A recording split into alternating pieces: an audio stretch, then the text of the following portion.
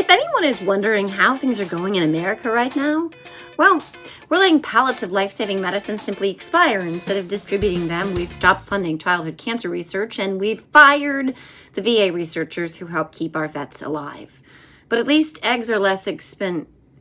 Oh, wait. Low-income families who voted for Trump are realizing he's getting rid of their SNAP, and farmers who voted for Trump are realizing he's getting rid of their subsidies, and teachers who voted for Trump are realizing that he's cutting their funding. If only they'd listened. If only. And as an aside, no one gave Elon Musk a mandate of any kind. None of you voted for him to do any of the shit he is doing, and you damn well know it too. So knock it the off. On that note, my guest this week is my good friend Joe Galina. Joe is part of the partnership that runs the Call to Activism account you have undoubtedly seen many times over on social media, unless you've been living under a rock. Joe has been my friend for a really, really long time. I'm excited to be proceeding through this fight with him and his beautiful family. He keeps me sane. He keeps me bolstered. He keeps me in the fight, and his voice is invaluable. And I'm always walking away from our encounters and interactions feeling a lot less disheartened than ever, and a lot more determined to forge ahead. So I hope you find something in this conversation that makes you feel that way as well. And yes, stay tuned, because shocker of shockers, I ugly cry. So I hope you enjoy. Bye. Welcome back, actually, to my friend Joe Galina, who is one of the amazing minds behind the Call to Activism social media account. You guys have seen Joe's stuff. You know, I interact with him a lot, and you also know he's a really dear friend of mine. Full disclosure, Joe is being a real trooper today, because I know he's not 100% feeling like his best, you know, because everybody's sick. There's every effing disease out there right now, but don't worry, because the dead brainworm, bear dumping, whale decapitating, heroin made me better at college guy is in charge of our country's health. So with that, hi, Joe. Welcome. How are you, Joe? Thank you so much for having me. It's always such a pleasure.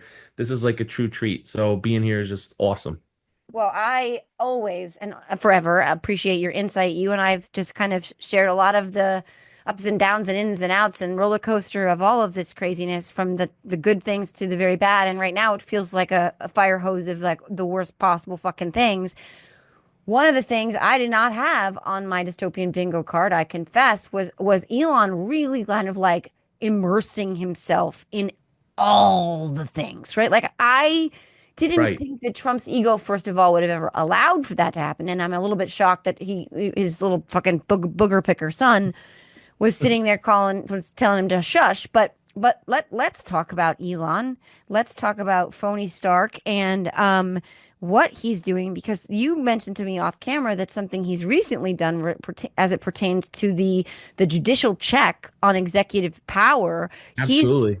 What Elon's out there saying is very upsetting and anxiety inducing for you. And let's talk about that, because you are an attorney. So tell everybody what Elon is up to right now. Well, first of all, as an attorney, you look at the Constitution and you say, okay, how America was founded is important, and it's still valid today. And yet it seems like this administration has no bearing, completely trampling the Constitution. And everything that Elon Musk is doing is violating the Constitution, because Congress gets the power of the purse and the federal government is supposed to enforce that. But they have already earmarked this money. They've passed laws. They've passed the bills, and here you have the executive hiring some outside consultant coming in and stopping money. So I think this is going to end up in the courts. It's frightening, because guess what? Trump won. ONE has appointed so many judges. It's ridiculous, and now it's very possible that they'll end up seeing the case. So it's a little scary, and the Supreme Court can't be trusted. But you would think that if Congress earmarks money in the process of USAID and other things, that would be sacrosanct, and not for some third party person to come in and change all the passwords and, shift the money around. Right. You said the judicial, and that I think was the most troubling thing I heard Elon say from anything else he said, where he tweeted something like, "Oh, any one judge that can step in and stop the president, that's not a democracy." No, Elon, that is literally the foundation of our country. We have three co-equal branches of government that are supposed to check and balance each other. And yes, courts can come in and step and say that no, the president is overstepping his bounds constitutionally. And so that comment really showed what they're thinking. Yeah, I mean, because th- they want to be the sole power, right? I mean, and they fully believe that through via executive order. I mean, just the existence of Doge in and of itself is sort of beyond the parameters of what is constitutionally permissible. But for some strange reason, maybe it's the flood the zone shit. But there's so much that just seems to have gotten through that it's like, well, this is just now a thing. Like TikTok, the Congress had a whole thing where they mandated the thing, and here's TikTok still going because Trump's got a deal. And we don't know what the deal is, but it's like, I call them self-gelding, but like watching Republicans lockstep in Congress just punching themselves in the dick all goddamn day long. I don't understand the calculus. I mean, how much do you like that motherfucking pin? I mean, yeah, maybe if you're a senator, you get a better, I don't, maybe you get an elevator in your house. I don't know. But what's the fucking point of being in power because you're afraid you're going to be primaried if you're going to be in power just to stick your head up your ass and like be like, oh, sure, I don't like that, but that's fine. I just want to go along to get along. I don't understand any of that. But they're just The letting him to trample all over them. the only thing I could think of when it comes to, why would he allow Elon Musk? Why would he be subservient, right, to Yeah. Elon Musk? You would think that Trump would be screaming somewhere, punching a pillow, yelling in his pajamas every time. Hannity the other day on Fox News said that Elon Musk is the smartest person that exists in our country. Donald Trump probably threw some ketchup. But what I think is Mm-hmm. happening is that this is all to serve the MAGA purpose. And what's most frightening to me is I think, we've been sounding the alarm bells forever, but Mm-hmm. we're seeing that we were right because he said that he was going to be a dictator on day one. And I think what that means is a very specific thing to MAGA. And that means Mm-hmm. one all-powerful presidency. And they want all the other branches of government to be subservient to the one president, Donald Trump. And the reason our founders didn't want that is because you can't trust just one person with all that power. And according to the founders, you want checks and balances in case you get a bad actor as a president. You don't want to give one person that power. We moved away from the monarch for that reason. And here Mm-hmm. we have Elon Musk serving that purpose. And so, in a way, the genius boy billionaire is a useful idiot for MAGA's purpose of providing this power to Donald Trump. And so, de facto, if you're allowing the executive to do all this administrative stuff that should be the power of the oversight committee, then therefore they're serving Donald Trump's greater purpose, which is to keep that power up on the top. Yeah, and it's funny too because I think it seems to me anyway that Trump is this time around where he's like, I don't want to do like it's like he's like in an aerobics class where he's like, I just want to watch. I just want to watch the boobies bounce up and down. I don't want to do the exercises. I'm just here for the butts and the boobies, and we're gonna get this other weirdo to do the calisthenics themselves, and then everybody can be like, your form sucks. You're a weirdo, loser, and make fun of him. But I'm just gonna sit here and look at the boobies. And I think like and be called like king. I think he doesn't. I think he doesn't want to even pretend to do the work. Not that he ever did the work, but at least he tried to ish pretend. But now Elon's just like, no, I'm in charge of all this, and like assistant president Poopy Pants just sits there like listening to some 4-year-old like tell him to be quiet. But I think he wants the power, and I think you're right about consolidating all the power. And I think that that somebody once said, and I know who it is, but I'm not the biggest fan of them at the moment, that all roads lead to Putin. And I think that that's a part of this calculus too, as we see so many of the things that are being dismantled really do kind of fall in line with so many of his objectives and agendas. It is remarkable to me to watch Trump sort of again gelding himself. I mean, this is a world famous narcissist who is now trending for being shushed by a little douche, like mini douchebag. No offense, I like kids, but that kid's a little douchebag, right? Like my kid would be not of all in that room, first of all, but if he acted up even once, I would be like, we're out, you're out, take him, or I'd be like taking him out myself. But anyway, I think it's absolutely bizarre that so many of these people who say they want that strong man, that dictator on day one, are like Oh, inflation is higher than it's been since June. That's right. Who's your daddy? America first. Like, we voted for this shit. Eggs are 700% more expensive right now. Fuck yeah, they are. We did that. It's like, what are they doing? They've again, what? I think there's a theme here. I think they all hate their own dicks. I think that the entire, all of MAGA, all of Republicans, they like, I want to be a eunuch. I don't like my dick anymore. No one ever touched it or paid attention to it anyway. It's really just a nuisance. Pants would fit much better if I just chopped it off. Because none of them have a penis to rub together. There's not two of them to rub together, that's for sure. What the fuck? You Sorry, I know, just went off on a penis tangent. you know, It's Friday. yeah, it's Friday. No, like I think that there's so many complex things that are all swirling, and all it's doing is creating like a giant, garbage fire. Yeah. But you like so basically, if you were to concoct in a lab a Manchurian candidate, right? Like Yeah. somebody designed to destroy the United States. Donald Trump so far has followed that that order to a T. Every single Mhm. thing he does is either to turn our friends into enemies, turn our enemies into friends, destroy nearly every single facet of government.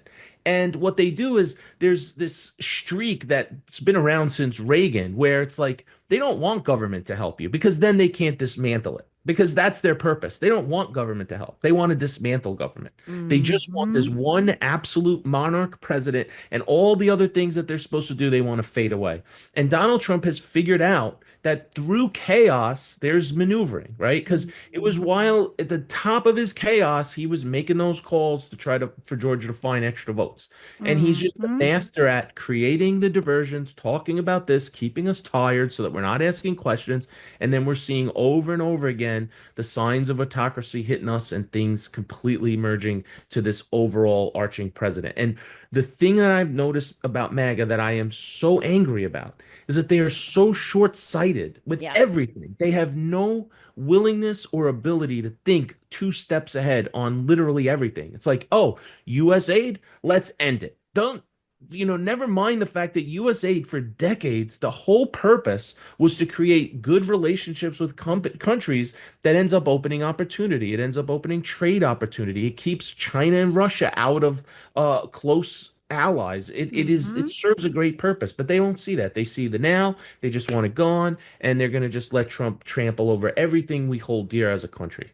Which, I mean, it explains, right? Like how so many of them died versus like in red states and red areas of COVID, they wouldn't vaccinate because they were like, they died doing what they love best, denying science to own the libs. It's like, it really is not only short-sighted, it is so willfully selfish and so willfully stupid and so willfully self-sabotaging. And it's like, that was the thing about this election that I thought maybe, I really thought that a lot of Dobbs dads would come through. I thought we were going to see a lot of Dobbs moms come through, right? That we are going to see these people thinking about their sons and their daughters. I thought foolishly, right, that they would be thinking these are the same people who like it's like Don't Look Up, right? Like it's that movie on repeat where it's like, no, I don't see it. I don't see it. It's fine. Everything's fine. It's like the fucking we're gonna die. Like you look at it, but they just willfully stupid, willfully selfish.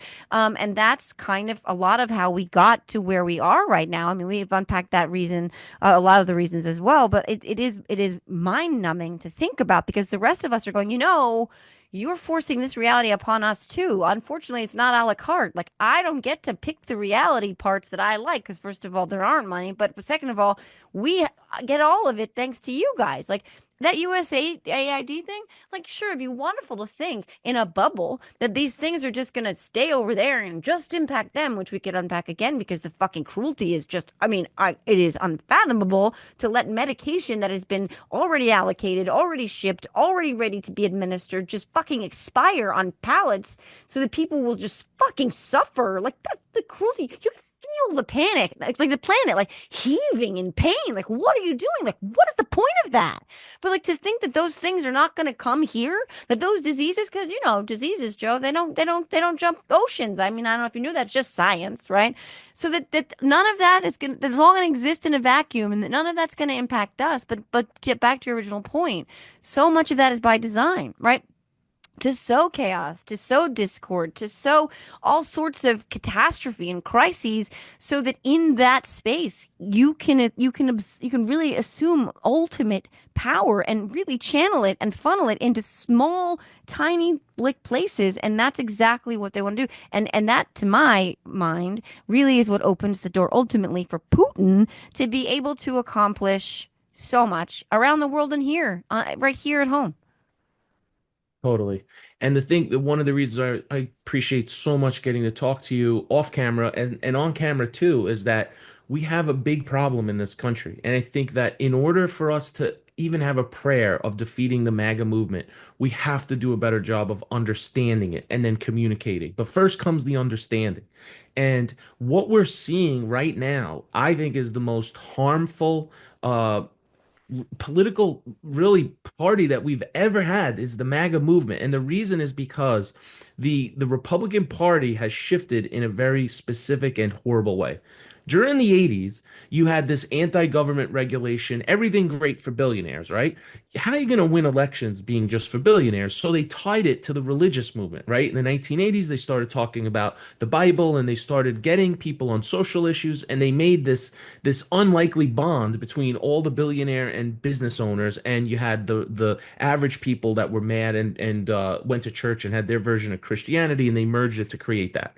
Mm. MAGA built on that. So not only do you have that, you have the billionaire interests and you have the religious interests, but they found a common bond between these billionaires and the average MAGA people, and that is they want the government to be destroyed. They want the government to be destroyed. They cheer when the head of the Department of Health is an anti-vaxxer. They love when the person who's supposed to head the FBI has literally maligned the FBI for years and wants its destruction. This is the purpose of MAGA. They want this to happen. And so it leaves us in a really awkward place because we can report until our faces are blue, like, oh my God, Trump did this. And wow, they're going to destroy the Department of Health. But the cruelty is the point. And unless we all figure that out, that these people actually want the government destructed, we're not going to be able to come up with a counter action that basically fights this bullshit. Yeah. Because of course the government can help people. I've seen the government help people's lives, Mhm. and I think that if we could communicate this right and we stick to the issues and figure out a way to bypass it, that's our only hope.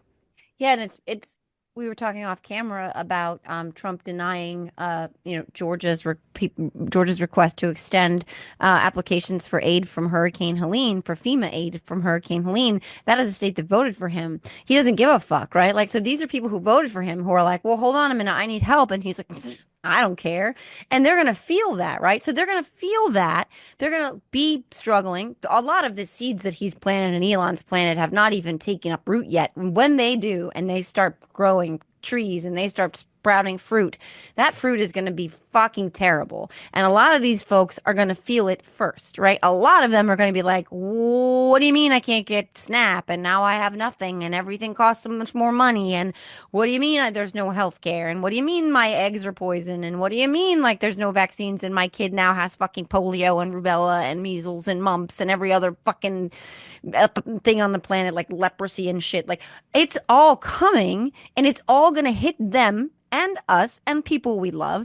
And yet, I wrote a whole short story about this. It was like a bunch of sheep like running towards the edge of a cliff where they're like, I know there's a like we're gonna fall over the edge. It's fine. Like, you know what's coming and it's your ultimate demise. And yet they're so far gone. They're so like entrenched in whatever this identity thing is, that they think they need to destroy the government for some greater good that somehow will benefit them in the end. It's so mind-numbingly stupid. But like, you're right about not being able to message necessarily to those folks, and that is an uphill battle. But we should definitely spend a few minutes that we have talking about how we do message, because you and I have been watching and participating and screaming together about a lot of stuff, and it is certainly feeling to me. I'm just gonna say me. I'm not gonna speak for you. Like, this sense of urgency that we have had at the very least since November, though we've been talking about this much longer, much longer. It People are looking around right now, going, "Why are you guys knocking on the door of the Department of Education?" And some little simp like with neck tattoos is like, "Sorry, we're closed." Just fucking punch punch him in the face and go the fuck inside. Like, why does it, to me, it seems, Joe, like the urgency is not being felt as acutely by those in power when we very much need them to. Do you feel that way as well? I feel that way. The only explanation I have, and I said this earlier off camera, is that the Democrats may be taking the road of, okay, Donald Trump's screwing everything up. We got a midterm in 2 years. Let him just have at it. He's got the House, the Senate, the presidency, the courts. Let him destroy America, and people will come to their senses. Sadly, I'm pretty sure that 50, maybe 1% of America, it's going to be a really hard task to get them to come to their senses in this case. I Hmm. think that people are angry. They are buying into what Donald Trump is selling, that they want the government destroyed because they're so angry that the government hasn't done what they perceive they should have done for them. Even though we've had a Republican Party for years vote against every single goddamn thing that could potentially help people. So there's no rationality here. So I think we can't win an argument based on rationality. I think that we're going to have to play the same game that Republicans play if we're going to have any hope to win. And that includes taking our gloves off. It means being fucking angry, and it means to display emotion, and it means to be loud, and it means to fight back, and a lot of the things that we're just not seeing in our leaders. That's not to say everyone. There's a few rising stars, there's a few awesome rock stars in the Democratic Party, but it seems like the world is preventing them from actually getting out there and having their due in the sun. And I think that this is now when we need them the most. Yeah. And I think, you and I and a bunch of our friends in the, content creation world have been talking to each other, in the midst of all of this and finding our own pathways for people to feel like they see others that are out there. Because it is hard to see a memo, Jamie Raskin, who is awesome, by the way, but it's hard for the average American citizen to be like, oh, I'm going to go read like an 800-word memo on a congressperson's website so that I'm going to feel better that my congressman is doing something, which, yes, sure, that's great. It's fantastic. Yes, your congress people are doing things. They are. They are actively standing up, and they are actively, many of them, really speaking out, and that, they did their best to make a show of obstructing some of these cabinet picks, which are horrific.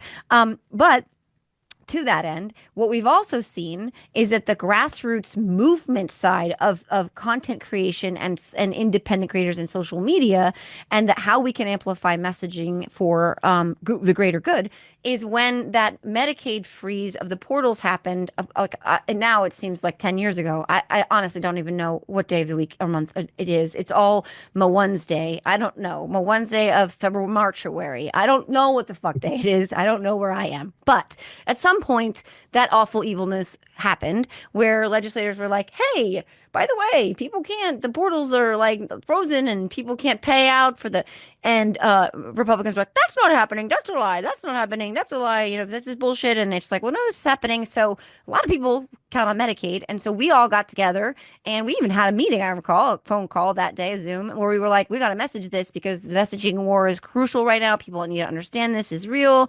And, everybody went out there and was like pushing the out of this shit. Like, no, this is happening. If you're on Medicaid, this fucking impacts you. And I know he said he wouldn't touch it, but it's already happening. And they were scrambling. They were scrambling. And Caroline Levitt, I still don't know how to say her name. I don't actually care to invest. I think it's a mental block where I just don't want to care to invest. It's Levitt. I don't fucking care. Yeah, just leave it. Leave it. I'm going to leave it. I'm going to call her Caroline. Leave it and leave her crosses at home, bitch. Because, like, no matter the cross size, what you're doing is you're putting lipstick on a pig. So she was like, of course, because she's a genius, doesn't need a binder. She tweets, oh, the aid is still frozen or whatever, it's still frozen. Everything's still frozen. And there was already litigation where the court was like, no, there was a restraining order. You can't freeze this shit. And then they say, oh, no, it's not frozen. We undid the memo. But all they did was the memo. And they were trying to gaslight everybody into thinking that just reversing a memo was actual policy when it wasn't, was bullshit. So then she goes out and says the quiet part out loud. And then the judge is like, hey, bitch. That you said you weren't doing that. So now I'm telling you, I'm enforcing the restraining order, one which Elon is probably like, oh, fuck off. You're nobody. But nonetheless, having them scramble, having them back on their heels does a bunch of things at one time. The first of which is that it keeps them off of the targets that they're focusing on dismantling because they got to deal with all that shit because some of this shit they can't just do. They need us. They need people to not be paying attention. And it made them fuck up. It made them make a mistake, a critical one. And so that's where I really believe that we can honestly and are honestly making a difference. I know you know that. And we can build this army bigger and fucking stronger and get as many eyes on it as possible so that we're always doing those kind of two-pronged things of keeping them on their heels and making them fuck up. Yes. Can we be bosses of the world for 2 seconds Let's in please. this and come up with a prescription, right, for how we win this thing? And Mm-hmm. if I could say two things I think that aren't happening right now that are pivotal. The first thing that I'm not seeing Democrats do is offering the alternative, right? We can't just be a reactive party. And that's what we've been for far too long. We are just, oh, Mm-hmm. Donald Trump did this heinous shit. Look what he did. This is bad. And we just do it over and over and over and over again. What needs to happen is the Democratic Party needs to literally pretend Donald Trump doesn't exist. And what they should do is outline a plan, a blueprint for America, an alternative blueprint. And every single day they talk about another bill and how that will help Americans. And you don't worry about it not passing. That's all I hear is it's not going to pass. It doesn't matter if it doesn't pass. You say it, you put it out in the universe. And then maybe 4 years from now and 8 years from now, it will pass. But every single day we should be hearing what normal, sane government looks like. Should Yes. look like the child tax credit. Yeah. It should look like very, very real things, kitchen table stuff that affect people. We should be dealing with the Mm-hmm. prices issue. We should deal with the rent is too damn high issue. Let's bring back affordable housing. Let's talk about the issues that really affect people's lives and come out with a plan. And when these things get voted against, guess what? Maybe that will just allow that 51% of people to say, you know what? I think that was a good idea and it didn't pass and the other side wanted it and I'm going to go with the other side. Let's But be just being real. an active body is just not going to work. No, and you're right, and I think we have to do a little bit of both. But I mean, a lot of column A and a little column B because you can't fucking unfortunately you can't ignore him because you do have to be bracing for him all the fucking time, and you do have to be a bulwark against it whenever possible. But to your point, interestingly, right, that is exactly what the Republicans did when they didn't have any. They didn't have Mhm. executive. They didn't have any. They didn't have either branch of Congress. They didn't. But what they did was they made a lot of fucking noise all the time, and they went out there and they fear mongered. This is not what I'm suggesting, right? It's like our version of this, right? So where we have the truth and we have the good things and the services and the social justice and all the things that our party is known for and our party promotes. They went out there and did their version of it, which is they're coming for your gas stoves and they're coming for your guns and they're aborting 18-year-old babies. And they went out there and put up legislation that was like, no more aborting 48-year-olds and like, naming the gun, the AR-15, America's gun, like bullshit, but bullshit that like just sort of showed if people were not paying attention. Hey guys, I went to DC for you. I'm Lauren Boebert. When I'm not jerking off bartenders at kids shows, I'm up there advocating for the bill that will stop you from letting dogs burn down barns full of babies. Like bullshit, right? But like I'm there fighting for you, and they wouldn't even vote on this bill, and all that shit gets through somewhere through their system, their nexus of messengers that they have been building forever that is very fucking powerful. And yes, a lie makes its way around the world before the truth even gets its pants on, and all of that is true. But you're right about like just fucking put it out there. Say you're doing something, show what it is. It's valid, it is. And as people are starting to unfortunately feel the impacts which is coming of all the awful, they're going to be looking around like they are now already. They might not say it. The people who voted for him and held their noses and thought, it's fine, I can't vote for her, they might not say it yet, but they're fucking scared. And if they're looking around seeing there's one party out there who's like, are you scared? Guess what? I have a fucking plan. We have a fucking plan to make you less afraid because it's going to give you these things that you're currently like, oh my God, these are things that are going to be taken away. And I think, Joe, you're absolutely right. And like, there is a way to still highlight and spotlight what Trump and et al. Are doing without letting them gobble up all the fucking oxygen all the time. And always All being the on time. offense lets them set the narrative. I mean, defense. Absolutely. Absolutely. And the second thing in this example, as boss of the world, we would have to create an infrastructure of communication that like the right did. Just literally Mm. copy them and we would be golden because right now the left is so undersuited for dealing with Donald Trump. It is ridiculous. And the right, it starts with institutional credibility. People like Charlie Kirk are flying on Air Force One. People like Laura Loomer are flying to Mar-a-Lago. Mm. Candace Owens, they are constantly given access. They're in signal chats with the president's kids. They're in signal chats with the vice president. They are given so much access. And access isn't just for creators' egos, it actually provides a cumulative, coordinated dialogue and allows you to follow the administration's path and to reach as many people as possible with the communication. They're all lockstep.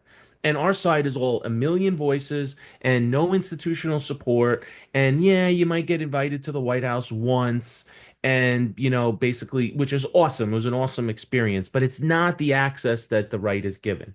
No. And the other thing they do is they have massive coordination where they all work on the same things. They're all friends and everybody is talking to each other and they're doing these amazing things. And it's just not happening on the left at all. No, and no matter how many times we bang on that door, no matter how many times we say to whomever, look, what you just said, this needs to happen. It needed to happen years ago. It sure as shit needed to happen after the election. It should have been up and running and like already underway from the top down since the election, certainly as of January 20th, that it's still us trying to bring them to drink the water when that their horses are dying of thirst is insane.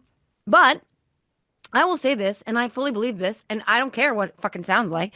If they're not going to come to the water trough, then we're just going to keep the water and keep moving along and keep building, and they're going to have to fucking get it, or they're not going to be in power anymore either. What's the point, right? They, ugh. And I'm not saying this as a criticism of their policies or of the messages that they actually are trying to deliver or the work that they're doing. But they can only get so far doing those things. And that's not changing that is the definition of insanity because you just keep repeating the same mistakes that led us to this place. And we just can't do that. And we cannot do that. So, what we're doing, Joe, you and I and a bunch of our friends is we're building a community of people who are not relying on the messaging that's coming from their electeds necessarily. They're relying on the community that we're building of people who see them, who make them feel seen. And I always say this is like a thing I should put on a t-shirt, but seen and safe and sane-ish. And if we build that community and people feel empowered and we teach them, which is what we want to do, like how do you become an independent content creator if that's something you want to do? How do you make change? How do you influence people even in your own personal spheres? These are things we want to teach people how to do so that we can combat that machine on the other side. And the electeds and the campaigns, they may be slow and reticent to get on board, but they're going to have no choice. They're going to have no choice because this is the way we need to be moving. And either they get on board or they're going to get left behind. 100%, 100%. I think that people just, I think that the government just hasn't caught up, especially the Democratic Party, who I will always be loyal and will win every election as long as we can. But I think that they're really vastly underestimated new media in 2024. I mean, that was obvious. You had Yeah. Donald Trump on all the podcasts, on YouTube, on places where Democrats don't traditionally go, and we saw what happened. They reach new audiences, and Yeah. we're screaming from the mountaintops right now that this has to change. Legacy media, there's still a place for it. It will always serve a place. People like Kaylin Collins asking the tough questions, it's so important. But when you look at raw numbers and you see that on the very best episode of MSNBC, you're talking 800,000 to 3 million people on like literally the best night ever. And creators are hitting 2, 3 million views a pop on content on Twitter. You're talking hundreds of millions of views a week. It's not given the same weight. And that means we don't get the same access. And it means we don't get the same ability to change the narrative that I think everyone should be doing right now, from whether you have 5 followers or a million followers. 1,000%. And whether you have followers at all, like you could do this with the 5 friends you have. And I mean, that's the thing. And that's also, and I'll just say this and we can close with this, but like that is so elemental, right? Is that if people understanding their power in this moment, there is a window here that we're looking at where people are going to go one of two, maybe three ways. But they're either going to say, I feel so disheartened and disillusioned and depressed that I'm out. I can't do this. I'm disengaging. Whatever it is, it is. I am not looking around and seeing myself reflected in any of this. I'm out. Or let's say it's two ways, right? Or they're going to look around and go, oh, you know what? There's these people out there who keep talking to me and telling me that I'm not alone. And that's all I need to hear right now because maybe I can talk to that person at the gym, or maybe I can talk to my friends, or maybe I can put up a video or a tweet or a post or whatever the fuck it is. But why would I give up? I'm not alone. I don't want to feel alone. They're telling me I'm not alone. And then they stay engaged and they stay active and they stay in the fight and then they never give up. And we have one of two places to go right now. And I think that what you and I are working so hard to try and like maintain and foster and grow is the one that gets people up and engaged and makes them feel alive. And that's what democracy is. It's a living, breathing thing that it requires we the people. And as long as we the people are still online and on board and connected, then we can flip this shit. Yeah, it's going to be horrible. It's going to be dark. A lot of stuff is going to be very painful. I pray to God. I don't know what's going to happen. I really pray for everybody out there. I'm not going to sugarcoat shit and be like, fine. It's not. It's not going to be fine. But we stick together, and there's a lot more we can weather than we could ever weather alone. I love it. Yes.